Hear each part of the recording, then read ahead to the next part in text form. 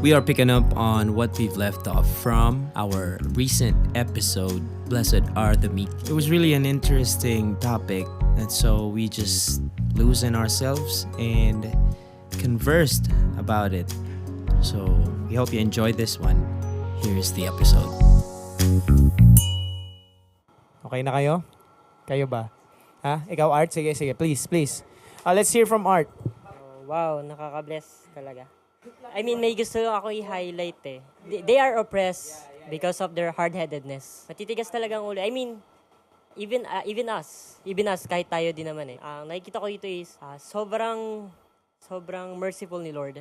Hindi natin deserve eh. Hindi natin deserve yung blessing na binibigyan niya sa atin. I mean, if we inherit the earth, hindi natin deserve yun. I mean, tayo yung cause nun. But yet, God given us that thing. God wants us to inherit the earth. Kahit na fault natin yun. So, nakikita ko doon, God turn your curses into blessings. So, as of now, I feel like I'm hard stuck sa situation ko ngayon. Parang feeling ko, parang fault ko to. Parang may time na nagigilty ako kasi kung bakit ako nasa situation to ngayon. I mean, I think, baka ito yung return ng mga nagawa ko before. Kasi, actually, kasama dun yung pressure sa time ko, yung sinasabi nga nila, parang it turned out as pagalingan eh. Parang, nahuli ako kasi dahil siguro ganito, dahil sa nagawa ko rin. But, yet, I want to be grateful kay Lord kasi, ayaw niya na ganun yung isipin ko. The Lord is just. The Lord is so good. Everything na ma-receive mo, you should be thankful. Everything na hindi mo ma-receive, you should be thankful. Kasi hindi mo naman deserve ang anything. Kung may ibigay man sa'yo si Lord, you should be grateful lang. Wala kang dapat i-question out na, Lord, bakit ako nandito sa situation na to? Na, Lord, bakit sila nauna? Bakit ako nahuli? Parang, you don't need to question God kung nasan ka man ngayon. Kasi, it's not by your fruit, it's not by your fruit, but, again, it all falls into the grace of God. Yun lang yung reminder sa akin ni Lord ngayon na, and then, once for all, the Lord is Lord.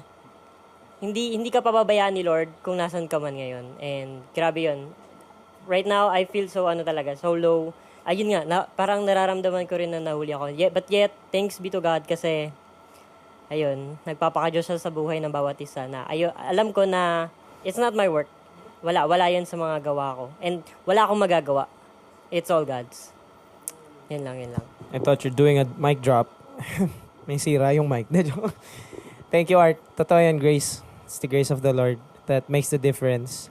Kasi kung wala yon, sisihin mo na lang sarili mo eh. Sisihin mo na lang. I heard quote na, hindi pala, gawa-gawa ko lang pala to.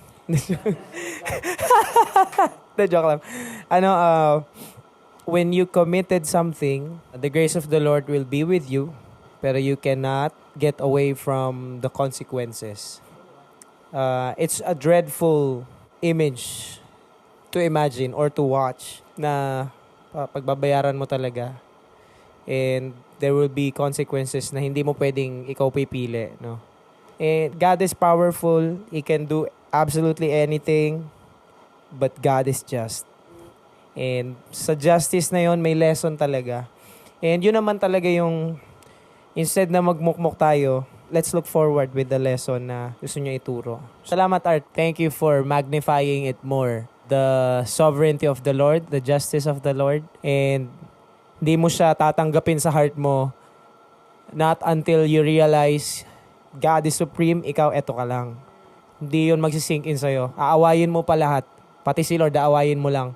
Kapag hindi mo tinanggap na God is superior, ikaw, you're here, maliit ka lang, tapakan lang to ni Lord. Not until you admit that from yourself, it won't make sense to you. Sige. Here's Benz. Sa akin lang, gusto ko lang i-connect kay Kuya Art na kanina na yung siguro ngayon, you may be left behind. Importante lang na meron tayong trust kay Lord kasi lahat naman ng tao may peak ng buhay. Kumbaga, siguro dito, ngayon, isa ka lang meek, isa ka lang parang utos-utosan ka lang ng mga ng mga wicked.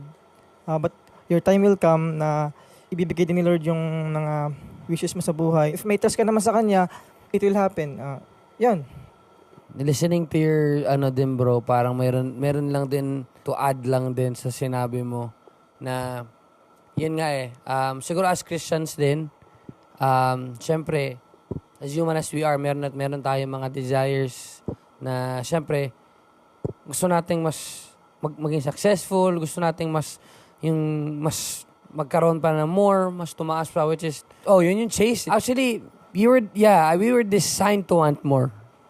Actually, may binabasa kami na book ngayon na may isang phrase ako na nakuha doon na we were designed by God to actually want more. Pero ito yung catch. Wala dito. Kaya pala talaga never tayo nakukontento. Kaya pala mas gusto natin magkaroon ng mas more pa kung saan meron tayo ngayon. Mag-aim ng more. Yun nga.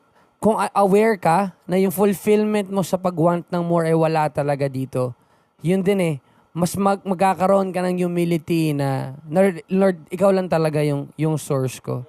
Kasi, meron din ako na-realize kasi ma-warn lang siguro tayo at maging watchful tayo as Christians na baka alam naman natin na sobrang generous at sobrang gracious ng Diyos natin na kung anong heart's desires natin, pag alam niya na makakabuti sa atin at yun yung will niya at plan niya para sa atin, ibibigay niya sa atin yun, men. Never niyang hindi ibibigay sa atin, especially pag sa saktong oras at sa saktong moment, sitwasyon sa buhay mo.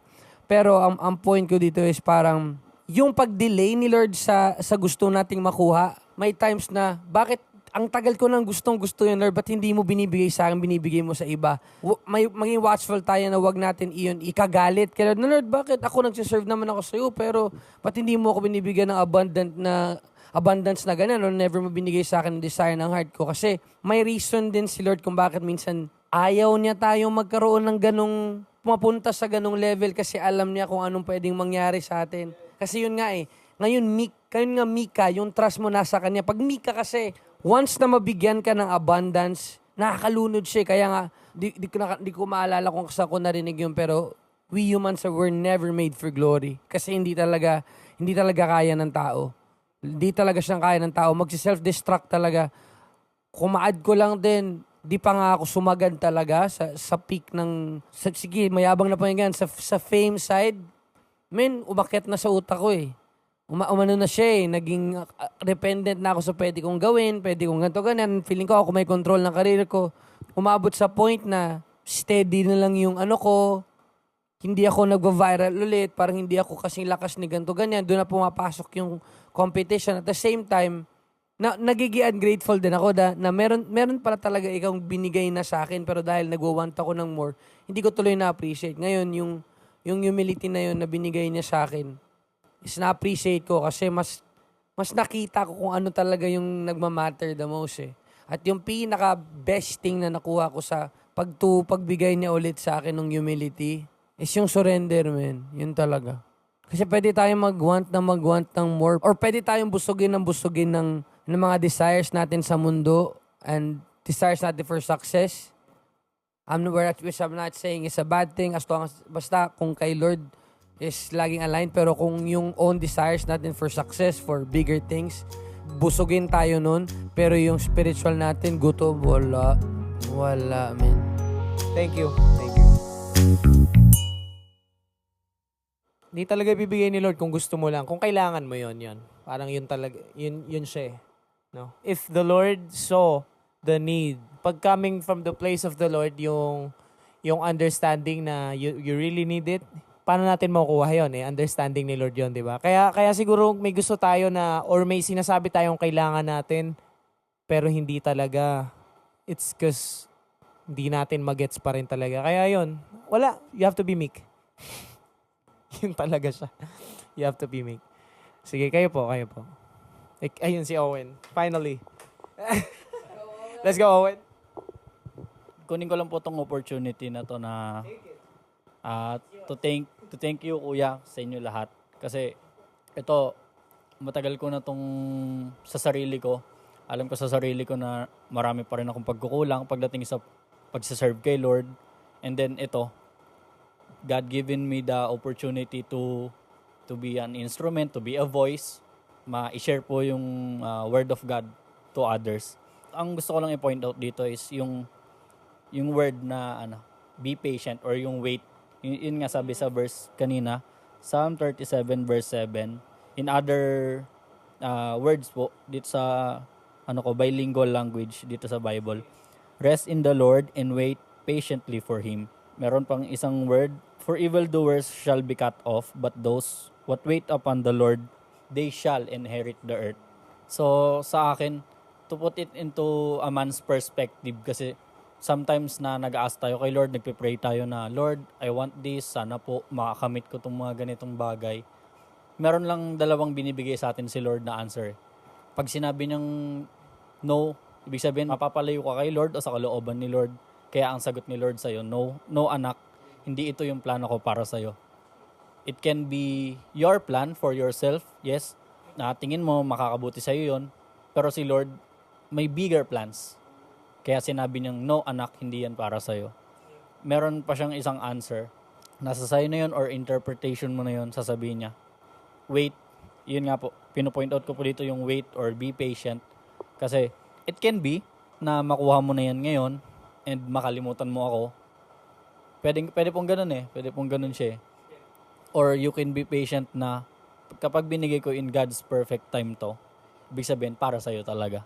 Ayun po yung gusto ko lang i-point out dito, yung be patient. Kasi aminado naman po ako or tayo na gaya nga po nung sinabi niyo po kanina, may mga nagiging ahead po sa atin at some point of our lives po na naiingit tayo, sana ako din, ganun, sana. Meron din ako nun, but God is telling us na He has plans. Nasa sayo na yon kung yung, yun nga, lagi sinasabi sa akin ni Pastor, o lagi ko din pinagpipray, sinasabi pag nagpipray po ako na your will, Lord, not mine. Kumbaga, pag nag-rely ka po sa sarili mo, pwede ka magkamali, pwede ka madapa, pwede ka masaktan. Pero pag nagtiwala ka kay Lord, na nag-aantay ka, makakamit mo yun. At ayun yung makakabuti sa'yo kasi si Lord yung nag-design ng plano na yun. Yun lang, kuya. Thank you po. Word. Grabe yun, Owen. Thank you, Owen. Grabe, na-appreciate ko yung sinasabi ng psalmist na rest in the Lord. Ini-invite ka na magpahinga, bakit ayaw mo? Bakit ayaw mo tumigil sa chasing ng kung ano-ano? I'm frustrated. I am annoyed sa mentality na meron ako as a human being. Ini-invite ako ni Lord to rest sa presence niya. Pero bakit ayaw ko? Nakakainis. Tingin ko yun talaga yung pag nag-slow down ka, there you will realize na may gustong gawin si Lord, may gusto siya ibigay sa'yo that you need for the moment. Slow down. Parang yun, slow down. Stop the chasing. Stop. Parang ang tigas ng ulo ko, ganun. So, solid, When solid yan. Maraming salamat. Don't get upset when someone gets ahead. Ikaw, Mart? Naalala ko lang yung... Actually, ikaw din nagsabi sa akin nito yung about sa fasting. Diba? Sinabi mo sa akin, we do fasting to reach the parang pinakamababang yung ng buhay, yon. Then kanina ko pa iniisip siya. Tapos yun, sabi ko nga, tsaka yung din, yung kay Pastor, na lagi niya sinasabi na kung sino yung nagpapakababa, siya yung itataas. Then sino yung nagpapakataas, siya yung binababa ni Lord. Relate ako dun sa sinasabi nila na ba't yung iba ganito tapos na ba't ako andito pa rin. Sa akin naman is yun nga, entrust kay Lord. Tapos kaya namang ibigay ni Lord na sige, ibigay ko sa'yo, graduate ka na. Sige, yan ka na. Pero siguro para kay Lord, wait ka lang. Mas maganda yan pag yung nasunod yung yung gusto ko talaga. Mas maganda pa yan kung anong nakikita mo na maganda sana mangyari.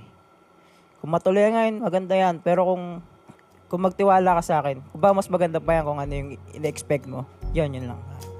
Thank you, Mark. That's greater good. Greater good is from the Lord. Good, okay na sa'yo, good, but the greater good is from the Lord. Tama. So, may pagong sabay may kuneho. At the beginning of the race, nauuna yung kuneho, syempre. And then, yung kuneho, sobrang confident sa sarili niya kasi alam niya yung pagong sobrang bagal eh.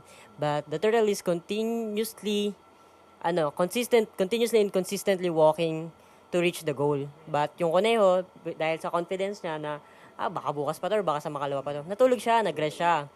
But, yun, doon na nangyari yung twist. Sa sobrang tulog niya, hindi niya namalayan yung pagong, malapit na sa finish line. Kasi siya, nag-dwell siya dun sa sarili niyang talent na, kaya kong talunin to kasi mabagal to. Pero hindi niya nakita, on the end, nauna na yung pagong. Dahil yung pagong, consistently na nag-aano.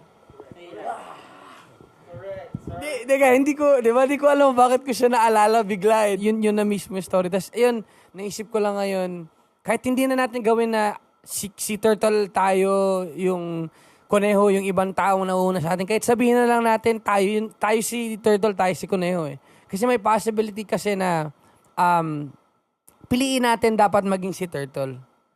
Kasi may possibility kasi na, yun nga, dahil nagmamadali ka, nagmamabilis ka, pag nauuna tayo, di ba, dahil nauna ka na kay Turtle, nagiging confident tayo sa sarili natin eh. Financially, pwedeng sa character natin bilang tao, mas nagiging parang, hindi, mas nakakaangat ako. Or, pwede lalong-lalo spiritually, na parang hindi, ano naman ako eh, kasi mas nagagamit ko yung ano ng, pwede tayo maging ganun ka-confident eh. At, pwede nating mabilitel yung mga behind sa atin, alam mo yun. Yung pinanggalingan din natin, parehas lang naman tayong nanggaling kung saan nagsimula si Turtle, doon din tayo nagsimula eh. But at the same time, kailangan natin piliin na maging si Turtle. Kasi, i-consider na natin na hindi mas okay maging si Turtle. Kasi, kahit na feeling mo na may nangunguna sa'yo or ang bagal-bagal nung takbo, ang importante tuloy. At the same time, yung walk, yun na lang eh. Si Kuneho tumatakbo, si Turtle nag-walk. Yun yung term pa lang na walk eh. Ang ganda nun eh. Bakit hindi sinabing run with God? Walk with God, man. Walk with God, bro. Ayun, naisip ko lang. Grabe I never realized na yung Kuneho at Turtle may spiritual na. It's crazy. Wow. I have to walk. I don't need to run. Hindi ko kailangan lang laging mabilis. Maliyan ko yung sinabi ni Raymart na yun nga, yung sa fasting, yung intentionally hungering yourself, yung fasting, intentionally going to the lowest point na even the immediate need mo na food, nandyan lang naman, pipiliin mo hindi kainin. Kasi may gusto kang may experience sa Lord na very spiritual. Doon mo may encounter si Lord na, Lord, here I am. I forsake all those things. Yung kailangan ko, ganito. Ayoko ng food. Intentionally, aanin mo siya for a goal na lumapit kay Lord. Yun lang. Kasi the closer we get to our death, the more we get closer to the Lord. Parang, yun nga yun eh. Death is a beautiful event sa mata ng Diyos. So, yung fasting is an act of dying to something na ang dali mong makuha, pagkain, di ba? Yun, intentionally, pipiliin mong hindi kumain. Kasi, Lord, I want to get close to you. Hindi dahil, yun nga, yung nakalakihan natin na, pag may prayer fasting, may prayer request, papakinggan kayo ni Lord, magagrant yan. Pag fasting, wag natin isipin, hindi kakain nun eh. Di ba? Ang isipin natin nun, it's not about not eating. Kumbaga, inaano mo yung spiritual mo. Kumbaga, pinapalakas mo. Kasi kung isipin mo lang, magugutom ako. Magugutom ka talaga. Pero kung yung focus mo nandun sa Word of God, yun yung mangingibabaw sa'yo eh. Yun nga. Doon na rin yung trust with the Lord eh. Correct. Spiritual act na nga gagawin mo. Physical, pa rin yung iniisip, hindi ako kakain. Ganun. Come on, man. Stop. Change the way you think. Yun naman. Kasi yun naman talaga yung totoong niya eh. totoong purpose niya, di ba? If-feed mo yung spiritual mo Wag kang, kaya mo yan. Oo. Kaya mo yan. Parang ganun. Totoo yan, tatay. Thank you, Marta. Thank you, Mart, for bringing that up. Ikaw, Vin, gusto mo share? Sige, Vin. I have something to share sa inyo lahat. Kwento ko lang sa experience ko before. Kini-question ko yung God. Bakit ganon na, bakit sila, ba't binibigyan sila ng sobrang blessings, as in blessings. Duman kasi kami sa point na, as in, lubog kami financially. Lubog, as in lubog. So, may dumating sa point ko na selos sa mga pinsan ko, ganun. Binayaan sila ng makapag-aral, ganun. And ako, parang I have to work para makapag-aral pa. May privilege sila makapag-aral. And ngayon naiintindihan ko na kung bakit. And I'm trying to understand more about ganun. So, dumating sa point ko yung kailangan talaga intindihan yung process of living. Na hindi mo kailangan magmadali sa lahat ng dadating din yung araw na ikaw naman. That's all po. Thank you, Vin. Sige, Mart. Try, Mart. Paghawak to, ang hirap alalahanin, no? Mabigat kasi. Ako hawak. Ayun, share ko lang na Share mo, wag lang. own experience. Madaling sabihin na be humble if you're winning. Pero paano ka magbe-be humble kung nandun ka sa losing end?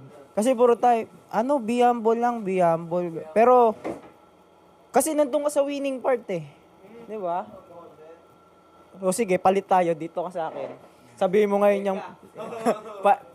ngayon yung be humble mo, 'di ba? Pwede kong i-relate dito is sa basketball. Then, itong nakaraan, hindi lang basta talo yung nangyari.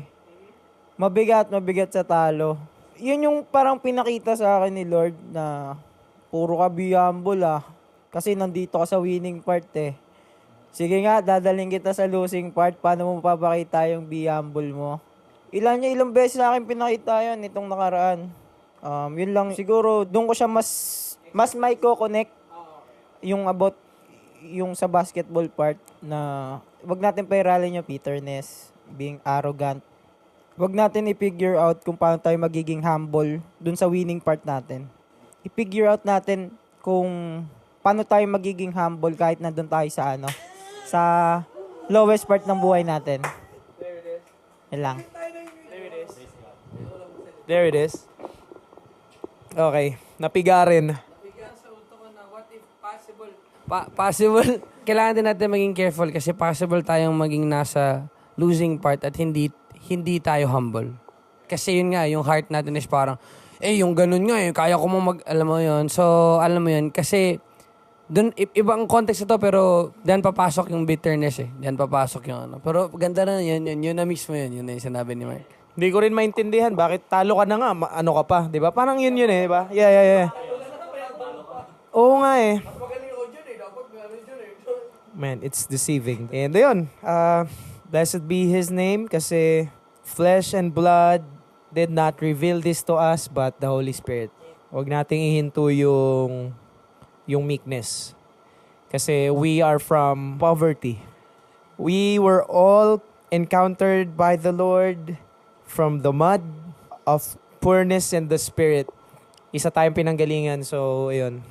Let's keep on those roots. Keep walking on those kind of roots. Huwag natin ilipat yung root natin kung saan. You're poor in the Spirit. You have to mourn over your poorness. Kasi wala kang kahit ano. And you have to continue by being meek. And as we progress dito sa Sermon on the Mount, I am so happy, I'm so excited kasi ituturo niya saan tayo papunta. And you have shared your thoughts. Salamat, sobrang blessing nito. And finally, let's pray to the Lord na maging buhay siya sa atin. No, it's the most important thing. Hi, thanks for tuning in to this episode of The Simple Podcast. The Simple Podcast aims to help us study and understand everything the Bible has to say about life, to to help us live simple and contented. We hope you learned as much as we did on this one. Catch you guys on the next one. Shalom.